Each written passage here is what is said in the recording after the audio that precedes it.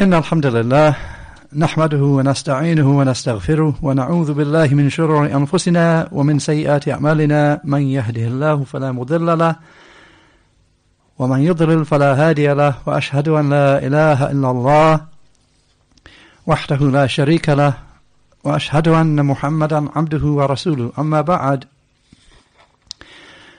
Then to continue with the book of Shaykh al-Islam Muhammad ibn Abdul Wahhab rahimahullah, شروط الصلاة وأركانها وواجباتها, the conditions of the prayer and its pillars and its obligations. So last time we had the first lesson of this important book. Obviously the topic is extremely important for the Muslim, that after the shahada which enters the person into Islam, a testification that none has a right to be worshipped except Allah, and that Muhammad sallallahu alayhi wasallam is the messenger of Allah, and the first duty that will be upon him is the salat, that important duty that comes upon each Muslim 5 times every day. That close connection between the servant and his Lord, 5 times every day. So we had, just to mention some of the points that we had last time, even though we didn't cover that much, but then on this important topic we began with a biography of the author, Shaykh al-Islam ibn Abdul Wahhab rahimahullah, and the 3 explainers that we're going to take the explanation from, the 3 prominent scholars. 2 of them who've passed away, Shaykh bin Baz rahimahullah, Shaykh Muhammad Aman rahimahullah, and one who is still alive and teaching, may Allah preserve him, in Medina now, Shaykh Abdul Muhsin al-Abbad. So we had a brief introduction to those 3 scholars, and then we had the point that the conditions of the prayer, that for the prayer to be correct, you need to be aware of its conditions, those things that are a condition for the prayer. And we had that the shurut, the conditions for the prayer to be correct, are 9. So we need to learn them and make sure we get them right. So they are 9. And then, somewhat out of order, but we eventually had the definition of what is a shart, what is a condition. And we had that a condition is that which, if, I mean, it's easy to understand in English what a condition is, that it's something essential for the thing, necessary for it to be correct. And the actual definition that we had was, it's a condition, a shart, is that which, if it is absent, the thing which depends upon it will be absent, won't count. And if it is present, it doesn't necessitate that the thing that depends upon it will be correct, will be there. Why? Because there may be other conditions and other things that you'll need to do. And we had some examples in that regard. For example, the purification is a condition, as we will see. Purification is a condition for the prayer. So if you don't have the purification, it's a shart, it's a condition for your prayer that you have purification. If you don't have purification, your prayer won't be correct. On the other hand, you might make purification, you might make wudu, but then not pray. So if you don't have purification, your prayer won't be correct. If you pray it won't be correct. But just to make that condition, just to make the wudu, and then you don't pray, of course your prayer won't be correct because you haven't performed, you haven't done the rest of the prayer, the rest of the conditions and pillars of the prayer, you haven't done it. We also had the difference between a shart, a condition, and a rukn, a pillar. And we had that both are essential. A condition and a rukn, they are essential things necessary for, in this case, for the prayer to be correct. And the difference is, a shart, the scholars make a difference. They say something outside the thing itself. Outside, in this case, the prayer itself. Like the wudu, it's something outside the prayer. They call that is necessary. They call it a shart, a condition. But something that's inside the prayer, it's necessary, must be there, but it's actually part of the prayer. It forms part of the prayer itself. That they call a rukn, a pillar. So they're the same, a shart and a rukn, a pillar, a condition and a pillar. They're the same in the fact that they're necessary, essential things.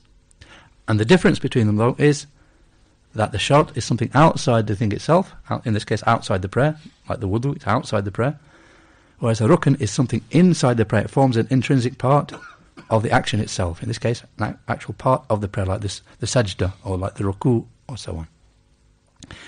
And we had a difference that the scholars differ slightly with regard to the intention, the niyyah, of the intention that you have an intention to pray. You're not just doing the actions, not knowing what you're doing. The intention for the prayer, They differ about whether that's counted as a shart, condition, or whether it's a rukn. Why?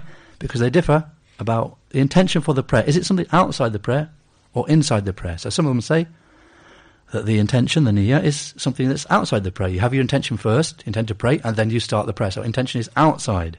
So it's necessary, but it's outside, so therefore we call it a shart, condition for the prayer. Other scholars say no, but it's not just outside the prayer, rather you have to have your intention inside the prayer as well.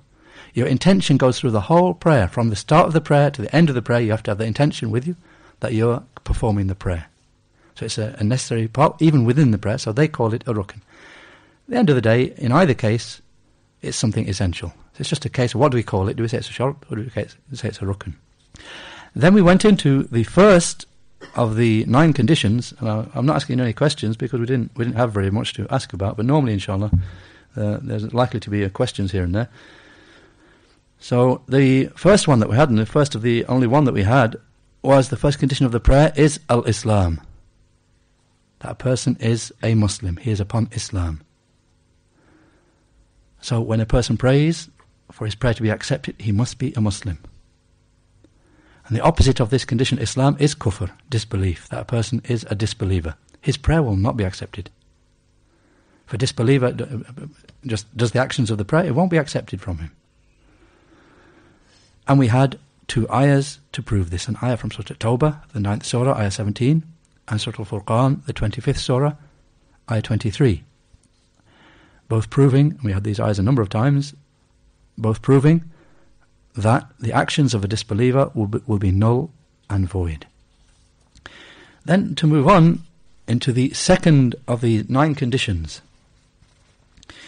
And we did remind as well that this book is available. Whoever wants to get the book in English with 2 of the explanations that we're going through, not the third one, not the explanation of Shaykh bin Baz, rahimahullah, that's not printed yet, but 2 of the explanations. The book is available if you can get hold of the book. The text with the explanation of Shaykh Muhammad Aman al-Jami and Shaykh Abdul Muhsin al-Abbad. That book, it is available. So to move into the second condition for the prayer. Then the second condition, as occurs in the text, I'll just read the text that we had so far. We had Bismillahir Rahmanir Rahim, Shurut al-Salati Tis'ah, Al-Islam, in the name of Allah, or with the name of Allah, the extremely merciful, the bestower of mercy. The conditions for the prayer are 9. Al-Islam, firstly, Islam.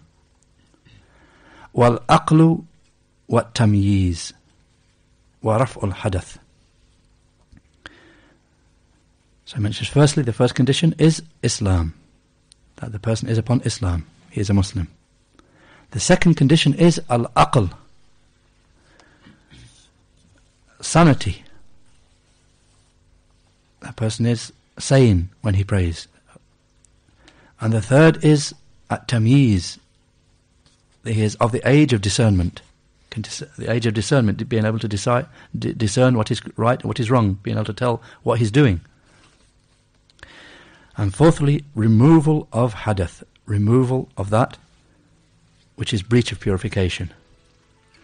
So to mention the second of these, the first one then, we remember, is the first condition for the prayer to be correct is Islam. That person is upon Islam.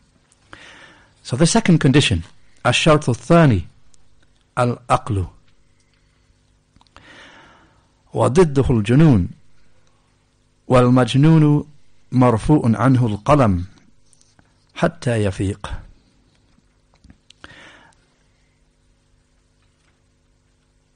والدليل حديث رفع القلم عن 3: النائم حتى يستيقظ والمجنون حتى يفيق والصغير حتى يبلغ.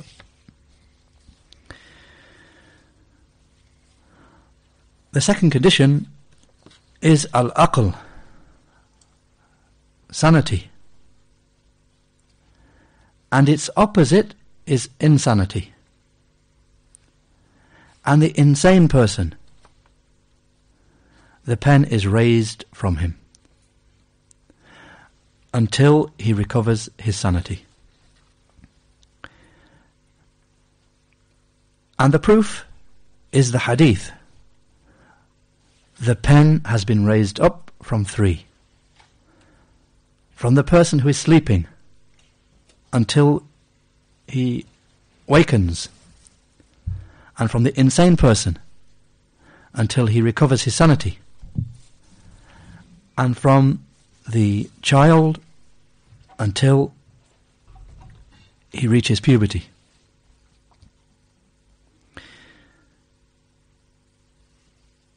With regard to this second point here, then the second condition of the prayer is al-aql, sanity. The person is sane. And the opposite is al-junoon.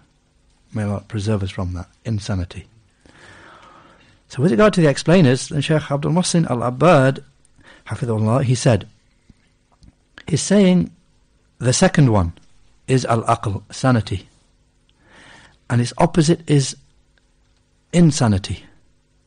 And the insane person, the crazy person, the insane person, the pen is raised up from him. I mean, actions are not written against him. The pen is raised up from him until he recovers his sanity. And the proof is a hadith, Rufi al-qalam an thalatha. The pen has been raised up from 3. From the sleeping person until he awakens, from the insane person until he recovers his sanity, and from the child until he attains puberty.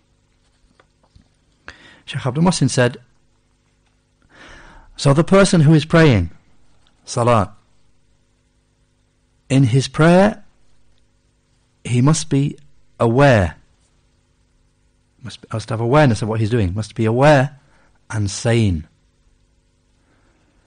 not having lost his mental faculties on account of insanity or on account of being intoxicated.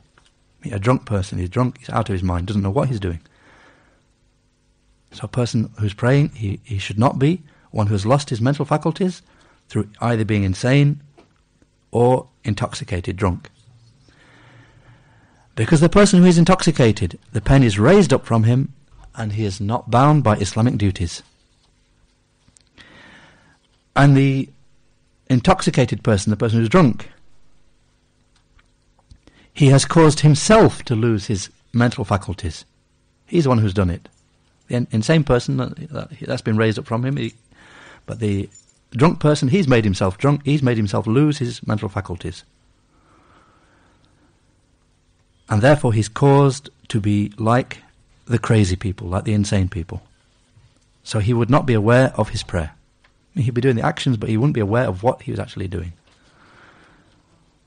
He said, and the author, rahimahullah, he used as proof the hadith. Rufi al-qalam an thalatha. The pen has been raised up from 3. And it is a sahih hadith. Reported by Abu Dawood as hadith 4398, and An-Nasa'i as hadith 3432, and Ibn Majah as a hadith of 2041. From a hadith of Aisha radiyallahu anha. And you can refer to Irwa al-Ghalil of Shaykh al-Albani, hadith number 297 there. And Shaykh al-Albani there, he declared this hadith sahih. As for the explanation of Shaykh Abdul Aziz ibn Baz, rahimahullah, he said, with regard to the second condition here, the second condition is al-aql, intellect. That the person has sanity, intellect, sanity rather. He's not insane, he's sane, he has his sanity.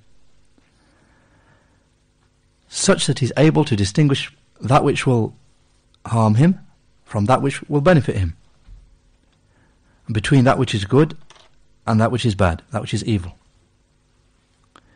But as for if he is majnoon, is crazy, insane, or mentally impaired, then he cannot distinguish, so there will be no prayer for him. Otherwise he's not accountable for the prayer, it's not upon him. Because of his saying, sallallahu alayhi wa sallam, rufi al-qalam an thalatha. The pen has been raised up from 3.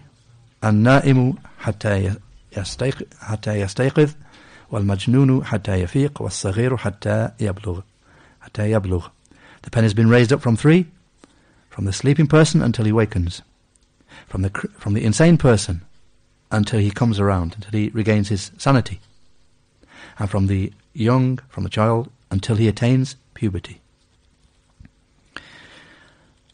Also, on the same point, as we mentioned, obviously when we take 3 different explanations, there'll be a large degree of repetition, but inshallah there will be some benefit as well. You get extra benefits here and there. At the very least, you get the benefit of hearing the same thing once or twice or 3 times. It helps to make it firmer in your mind, and you also get extra points here and there, inshallah.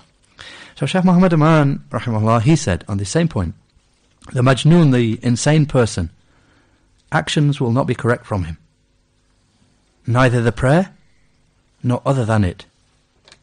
The pen is raised up from him, meaning evil deeds are not written against him, and good deeds are not written in his favour.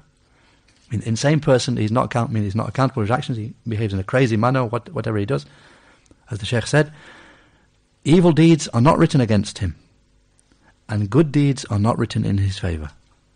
This is the meaning of the pen will be raised up, meaning the pen of taklif, the pen of accountability. He is not mukallaf. He is not bound by duties. He has to do actions, because he doesn't have aql, he doesn't have sanity. And then the Shaykh gives you a quick definition of what is al-aql, what is sanity here. It's that light which Allah the Perfect and Most High casts, what He puts into the hearts of the servants, by means of which they can distinguish between that which is qabih, foul and ugly, and that which is hasan, that which is good and beautiful, and other than that. As for the hadith that the author rahimahullah quotes as evidence here, the hadith of the 3, of course we need to memorize if we haven't already memorized the hadith, Rufi al-qalam and thalatha, to the end of the hadith, that the pen has been raised up from 3, an-na'imu hatta yastayqidh, from the sleeping person until he wakens. Then Shaykh Muhammad Aman rahimahullah, he brings a point here. He said, the sleeping person, whilst he is asleep, he is ma'adhur, he is excused, and therefore sleep is counted as an udhr, as a valid excuse for the excuses for the prayer, meaning for the excuses of missing the prayer. But when he wakes up, then he should pray ada'an. Whenever he wakes up, he has to pray there and then, and that will be ada, carrying out the prayer in its correct time, in the correct saying. It will not be qadha, making up a prayer after its time. So Shaykh Muhammad Aman rahimahullah is indicating there's a slight difference amongst the people of knowledge here. The person who's sleeping, okay, he's excused until he wakes up, but now when he wakes up, say the prayer time's gone. Say it's Fajr, he sleeps through Fajr, the sun rises, the sun's risen, now he's got to pray. The sun's in the sky, he's got to pray Fajr. So there's a slight difference amongst the scholars. Do we say that he's praying, he's making up the prayer that he missed? He missed it its time, he's making it up now after its time? Or do we say, no, for him, this is its time now. He's just woken up, made wudu, that is the time for him. And Shaykh Muhammad Aman is indicating the correct from these 2 sayings is that we say it's ada, is carrying for him. Anybody else, you've got to pray before the sun rises. But for this person who was asleep in that time, then it's ada, it's counted, that is the time. When you wake up, that is the time for the prayer for him. He's praying it is correct. He's not making up something that was missed in its time. No. And then he gives the evidence for that. He said, he quotes the hadith, Man nasiya salatan aw nama anha falyusalliha idha dhakaraha. The saying of Allah's Messenger sallallahu alaihi wasallam, whoever forgets a prayer or sleeps through it, then let him pray it when he remembers it. The hadith reported by Muslim, hadith number 684, from a hadith of Anas radiyallahu an. So that's the evidence that Shaykh Muhammad Aman and other scholars use to say for him that whoever forgets a prayer or sleeps through it, let him pray it when he remembers. I mean, that's his time there. For him, the one who just forgot about it, or he slept through it, his time for the prayer is when he remembers or when he wakes. That is the correct time for him. Then the Shaykh said, so whoever is preoccupied away from and therefore forgets the prayer, but then he remembers, then he should hasten, he should be quick to perform that prayer.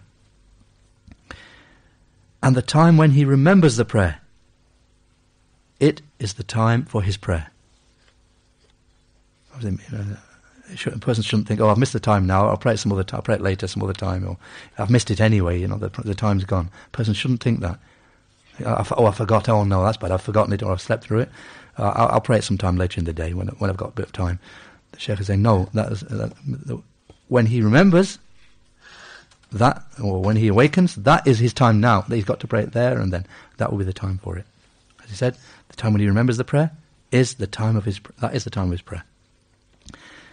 He said, so the people of knowledge differ about whether it's counted as qadha, making up a prayer after which is missed in its time, making it up after its time, or is it praying the prayer in its time?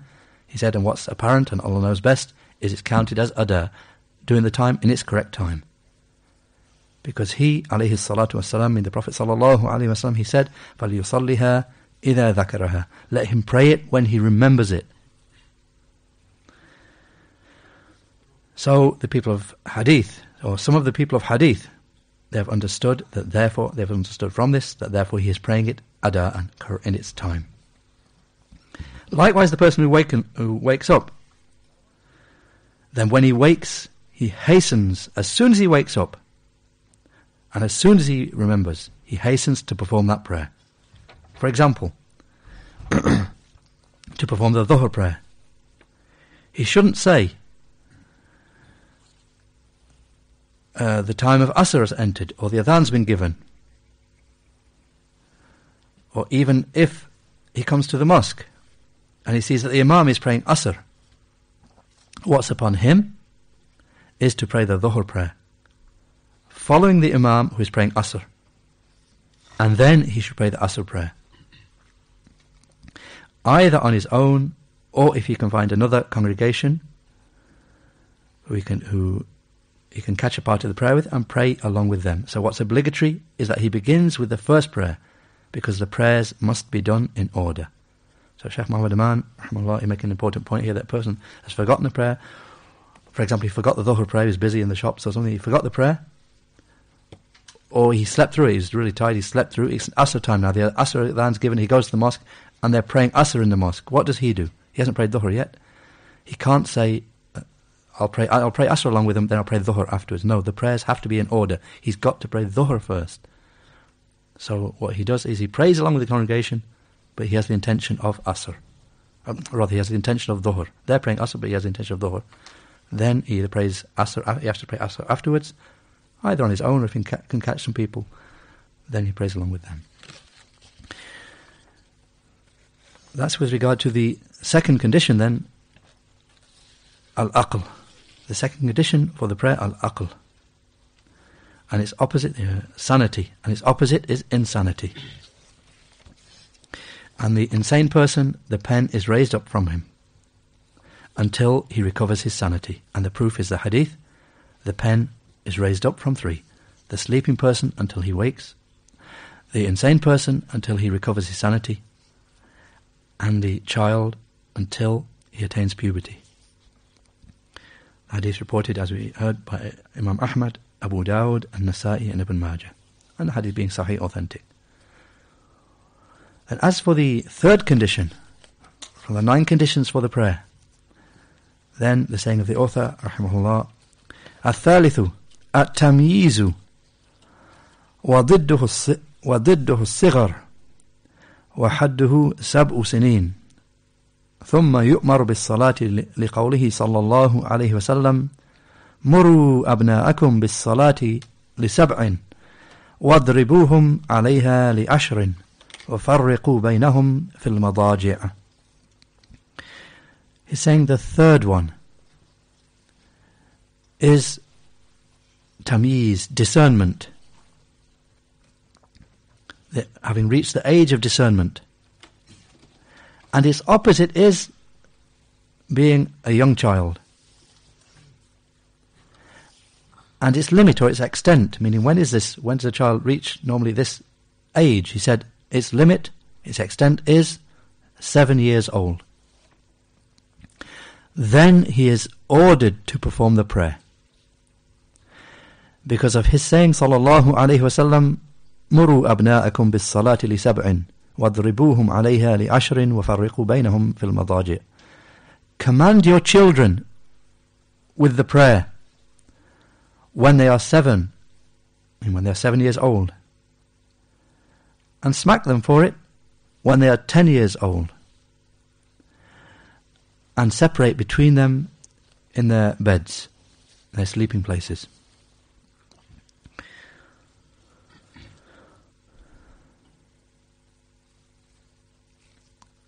With regard to this point, the third condition then for the prayer at tamyiz, having being of age of discernment, being of the age of discernment, as the Imam said, meaning the age of 7. That's when the prayer is commanded upon the child. On this point, Sheikh Abdul Muhsin al-Abbad said, his saying, the third one is at tamyiz, discernment, and its opposite is sighr, being a child, a small child. And its limit, when does this discernment come about? At the age of 7 years. Then he is commanded with the prayer, because of his saying, sallallahu alaihi wasallam, command your children with the prayer when they are 7, and give them a smack for it at the age of 10. What do you mean if they don't pray? Give them a light tap, a light smack, to make sure they do pray it when they are 10, and separate between them in their sleeping places, in their beds. He said, when the child reaches the age of tamyiz, the age of discernment, which is 7 years, then he is commanded with the prayer. And it is not in a manner of obligation. I mean, he's not commanded because it's obligatory upon him like it's an obligatory upon an adult. No. It's not commanded as an obligation upon him. Because the wujub, the obligation, only comes about at bulugh, when he reaches puberty. Then it's obligatory upon him. Rather, his being commanded with the prayer at this age is in order that he becomes accustomed, becomes used to praying the prayer and performing it in the correct legislated manner. You command him to pray so he gets used to the prayer. And then when he reaches the age of 10 years, the commanding him with it becomes further emphasized, and he is reprimanded with smacking, which will not injure, not severe, hard hitting, just a light smack to make him aware. If he's leaving, still you command him to pray and he still doesn't, then just lightly discipline him. Of course, not injuring him. Because of his saying, sallallahu alaihi wasallam, command your children with the prayer at the age of 7. And it is a hadith which is sahih, reported by Ahmad and Abu Dawood as hadith number 495, from a hadith of Abdullah ibn Amr ibn al-As radiyallahu anhuma, reported by Abu Dawood, also as a hadith 494, as a hadith of Sabra ibn Ma'bad al-Juhani radiyallahu an, and referred to Irwa al-Ghalil of Shaykh al-Albani, hadith number 247. And Shaykh al-Albani at that place, he said the hadith is Hasan Sahih. And there's a side point there we see, obviously Shaykh Abdul Muhsin al-Abbad is a prominent scholar of hadith in his own right, Shaykh Abdul Muhsin al-Abbad. So he's a prominent scholar in general, and a prominent scholar of hadith in particular himself. And yet he doesn't stop him from referring to one who was a greater scholar in that field even, Shaykh al-Albani. So he refers from his humility and the like, and reference to the people of even greater knowledge in that field, Shaykh al-Albani. So he refers you to the work of Shaykh al-Albani, rahimahullah. On this same point, Shaykh Abdul Aziz ibn Baz, rahimahullah, then he said, the third condition is at tamyiz, discernment. He's reached the age of discernment. And its opposite is sighr. He's too young. He's a young child. And the limit for this will be 7 years. Then he's commanded with the prayer, because of his saying, sallallahu alaihi wasallam, command your children with the prayer when they are 7, and smack them for it when they are 10. And his saying, sallallahu alaihi wasallam, in the hadith, as-saghiru hatta yablugh, the child until he reaches puberty, meaning the hadith about the pen being raised. Meaning until that he will not be mukallaf, not obligated with duties. He will not be duty bound meaning that he won't be sinful until he reaches puberty. I mean, that's how we understand both of these points here. The point that the child at the age of 7, he's commanded with the prayer, commanded with it to get him used to it. But if he didn't pray, would he be sinful? And the Sheikh has answered the point. No, he wouldn't be sinful. It's upon us, the parents and the guardians, upon us to command that child so he gets used to it. But the child who didn't pray, he wouldn't be sinful. He's not bound by duty that brings about sin if he leaves it. That happens at the age of puberty. If he left it reached the age of puberty and then he didn't pray, then he would be sinful, accountable there. The Sheikh said, Sheikh bin Baz, rahimahullah, however, he is commanded with it before this age, before the age of puberty. He's commanded with it as a preparation and a training upon the prayer, so that when he reaches puberty, he's become used to it already, and he's been trained upon it. On the same point, Shaykh Muhammad Aman, rahimahullah, he said, the child who is beneath the age of 7, he doesn't comprehend. So therefore we have been commanded to order our children with the prayer at the age of 7. Because before that, they will not comprehend. And the limit for that will be 7 years. Then he is commanded with the prayer because of his saying, sallallahu alayhi wasallam, command your children with the prayer at the age of 7, and smack them for it at the age of 10, and separate between them in their beds.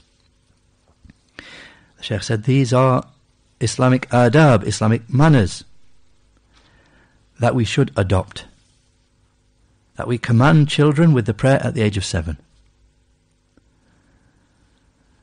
And commanding them is not just that you say to him, Salli, pray, leave it at that.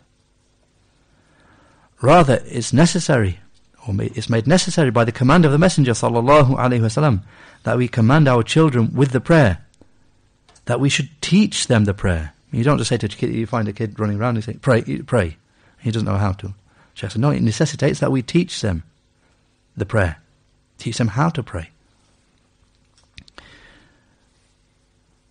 Otherwise, just saying to the child who is playing around at the door, go off to the mosque and pray. But you haven't taught him how to purify himself. You haven't taught him purification. You haven't taught him how to pray. Then you will not have fulfilled your duty. Rather, you will only fulfill your duty, excuse yourself from responsibility, if you have taught him purification, how to purify himself, and then you have said to him, pray. So then you will have complied correctly. But as for the negligence of many people, that he may take his child to the mosque, either at the age of 7 or less than the age of 7, take him and he's not upon purification. I mean, he hasn't made wudu, takes a small child along, he's not upon purification. And he takes him and he doesn't know how to pray. And he stands him in the row. Then this row will be counted as being maqtu, cut off, by this small child standing in the row, because he is not actually praying. Sheikh making an important point here. I mean, you just take a child, he hasn't purified, he hasn't made wudu, he doesn't know how to pray, just standing there, looking around, whatever he's doing, he's standing, he might outwardly be looking like he's doing the action of the prayer, he's not praying. So Shaykh said, so therefore all he's doing is cutting off, making that row a cut-off row. There's a gap in the row where he's standing. You haven't taught him purification, haven't taught him the prayer, he might be so young. It's like there's a gap in that row.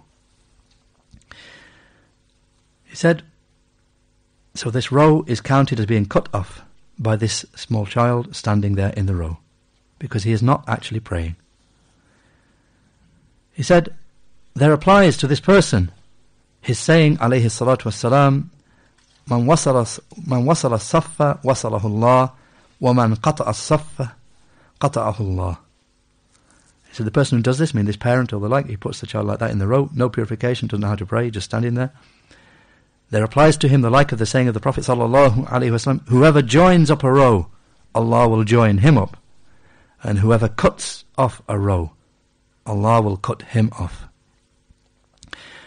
As a side point, the hadith has been reported by Abu Dawud as hadith number 666, from a hadith of Ibn Umar radiallahu anhuma, and declared sahih, authentic by Shaykh al-Albani.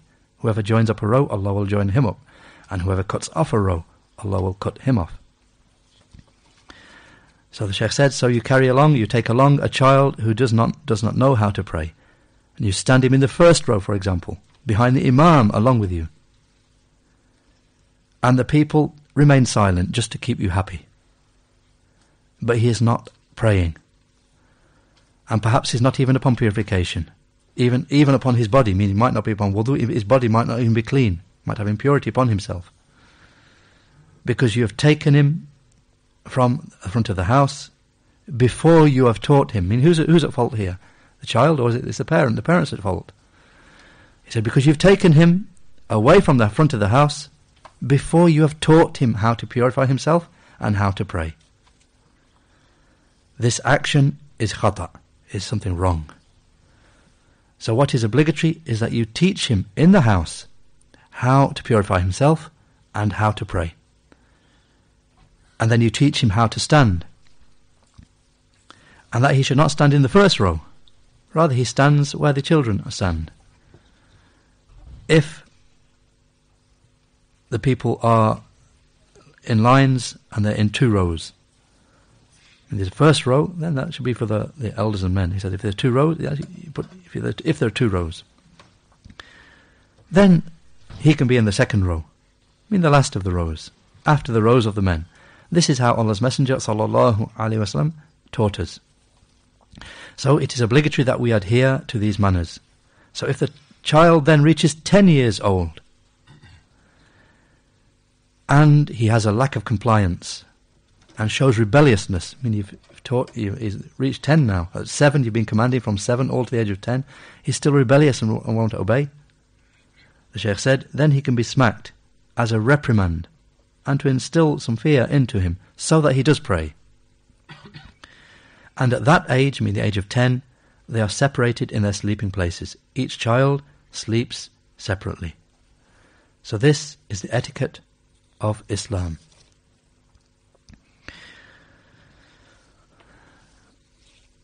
And that's where the discussion of this third condition for the prayer ends. So we have 3 conditions for the prayer so far out of the 9. Firstly, al-Islam, Islam, opposite to which is disbelief, kufr. So a person needs to be a Muslim for his prayer to be accepted. Secondly, al-Aql, a person has to be a sane person for the prayer to be accepted. Not majnoon, not insane. Or either because he's an insane person, crazy person, or he's been drinking or something and made himself lose his sanity. Or thirdly, and the third condition is tamyiz, that he has discernment. He's reached the age of discernment, he knows what he's doing when he's praying. And these 3 conditions, that's where the explanation of the 3 sheikhs finishes. But just as a side point, these 3 conditions here, the first 3 conditions, then they are a condition for every act of worship. It's not just the prayer that these are conditions for. The rest of the conditions that come afterwards, they're conditions for the prayer. But these 3 are conditions for the prayer, and they're conditions for every act of worship besides it as well. So it occurs in some of the books of fiqh, such as, and this being an extra point here, the book of Sheikh Mansour al-Bahuti al-Hanbali, who died in the year 1046. His book, Kashf al-Qana', he said, with regard to having mentioned these 3 conditions for the prayer, Islam and sanity and the age of discernment, he said, these 3 are a condition for every ibadah, for every act of worship. And therefore they are left out in the book Al-Muqni' and others. I mean, some of the books of fiqh you won't see, when it mentions the conditions of prayer, it doesn't say Islam, and it doesn't say aql, intellect, and sometimes it may not say discernment. Why? Not because those authors think that they're not conditions. They say, but that's for every act of worship, that's automatic, that's for every act of worship, so we don't need to mention them here. But here, as we see in the book here, the author does mention them. So the point being that these are necessary for every act of worship. He said, except for tamyiz, the age of discernment with regard to hajj, because that hajj will be correct from a person who is not of the age of discernment.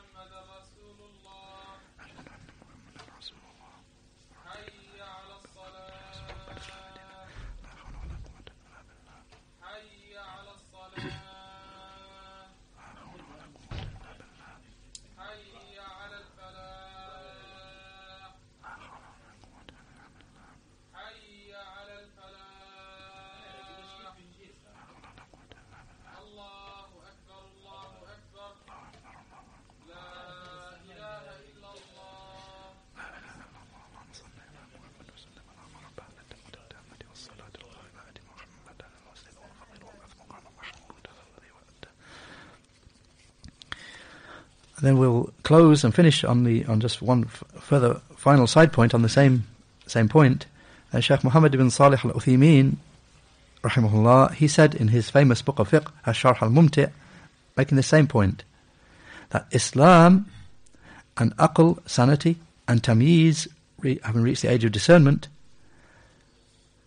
he said these three were not mentioned by the author, I mean the author of the book that the Shaykh's explaining, Zad al-Mustaqni'. They were not mentioned by the author because these three conditions are well known. So every act of worship will not be correct except with Islam and intellect and age of discernment, except for the zakat. For that is binding even upon the wealth of an insane person, a majnoon, and of a child, in the more correct saying. And in a footnote they mention, and likewise the Hajj is correct from a small child. So again, Shaykh Uthaymeen, he makes the point that every act of worship has those three conditions, not just the prayer, every act of worship, Islam, intellect, and age of discernment, except, one exception, zakat. If there's an insane person who has wealth, or a child who has wealth, and the scholars differ, is there zakat upon that? The correct saying, as Shaykh Uthaymeen said, is the wealth is taken by those in authority over that insane person or in charge of that child. The wealth, the zakat is taken from that wealth and paid. And likewise, Hajj, if a small child performs Hajj, then that is correct. Walhamdulillah, and that's the end of the third condition. Walhamdulillah, wa sallallahu ala Muhammad wa subhanaka Allahumma wa bihamdika ashhadu an la ilaha illa ant astaghfiruka wa atubu ilayk.